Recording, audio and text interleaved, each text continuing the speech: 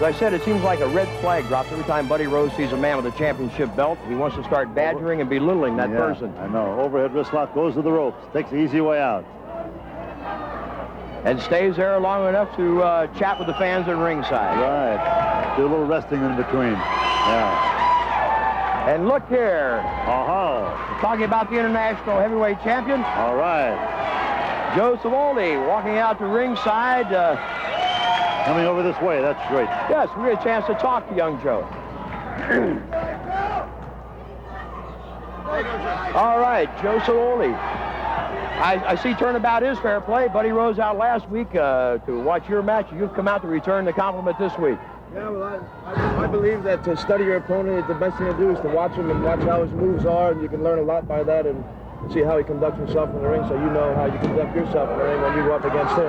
Joe, the last time I saw you wrestle, you moved so fast, but he had better study your moves, so you're going to move around him pretty well. Yeah, well, like I said earlier, he tries to say that he's 217 pounds, but we all know that's a little bit of a fib. But when he's done with me, maybe I'll have him moving so fast, he might be 217 pounds. I think he had a lot going for you. I just told Les a little while ago, I think you have the best reflex I've seen in a long, long time. Thank you should go far. Joe, some comments from Buddy Rose. I just keep an eye on. I just love to watch this guy. You know something? I've seen wrestlers in my time. I've seen a lot of people do a lot of crazy things, but Buddy Rose has he's got a style or a technique, however you want to say it, that it's really not too common. You know? No, he's different. Yeah, he's definitely different. Joe, last week I asked Buddy for some basic analogies on how he would handle Joe Savoldi. He said it was some kind of ultra secret, but we're talking in basics here, not giving away any battle plans, but how you're going to go in there with a guy. You're going to have to spot him 40 pounds if and when you meet him. How are you going to handle Buddy Rose or a man like him, Joe? Well, I'm just going there. I'm going to just use hard, clean wrestling. You know, I'm going to go in there and I'm going to use my style. I'm going to use the knowledge I have and the knowledge that was passed on to me, and I'm just going to go in there and I'm going to try my 120% like I usually do. You know? Well, Joe, you go in there and do that. Watch yourself getting into the ring at all times. Oh, yeah, Watch I got to have 4 eyes on my head. You got it. Like yeah. Joe, I know right now Rose is playing with his opponent as he did with his opponent last week, but I think that he's going to get into a bad habit, because if he's going to meet an opponent like yourself, he's not going to be able to take that kind of time. And I kind of think that's a psychological tactic of his, because he makes you believe that he's in a driver's seat, you know.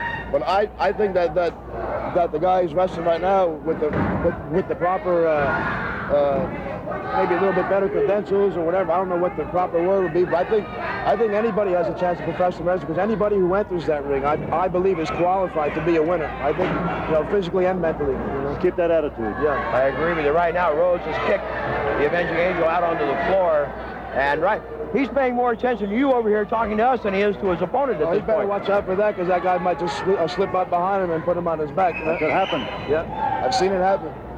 Referee DiMaggio starts his count now. Yeah. And again, Rose moving in to stop that count.